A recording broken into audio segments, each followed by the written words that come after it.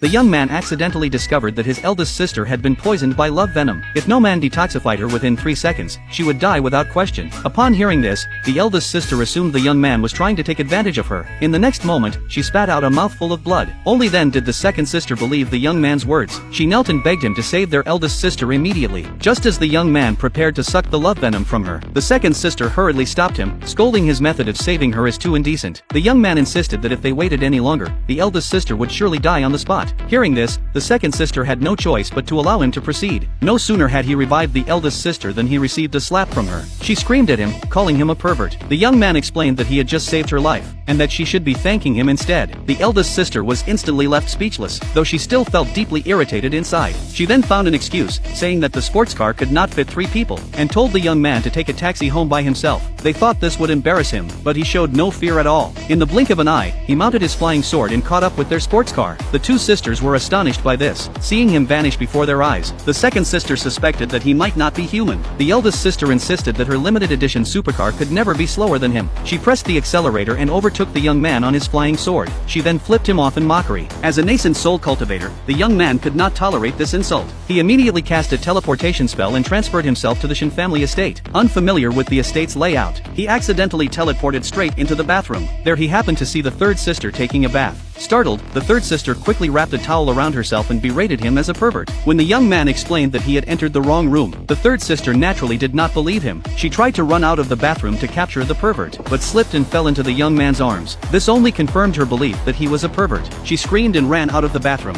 At that moment, the young man's father was courting the lady of the house. Upon learning that his son had just spied on the third sister bathing, he immediately ordered his son to go apologize to her. The third sister still suspected ill intent from father and son, and urged her mother to drive them out of the house. It turned out that all of this was because the young man's father had married a billionaire stepmother, and neither he nor his son had any money. So the stepmother's daughters assumed that the 2 of them were there to seize the family fortune, and resolutely refused to let them live together. What they didn't know was that the young man looked down on their petty inheritance, because he was the legendary cultivator whose cultivation had already reached the nascent soul realm. But the 3 sisters thought he was bragging, saying that his ignorance of his place only made others despise him more. The billionaire stepmother immediately fainted from their quarrel. The eldest sister blamed the father and son for deliberately getting close to her mother, which had caused her mother to faint. The young man felt too embarrassed to refute this, since it was indeed their argument that had made the woman pass out. So he decided to heal his stepmother first. Just as he was about to perform his healing techniques, the 4th sister summoned a divine doctor. Seeing this, the other sisters asked the divine doctor to treat their mother, and even the young man's father urged him to stand aside. Although the divine doctor diagnosed that their mother had been afflicted by a cursed poison, he was powerless to help.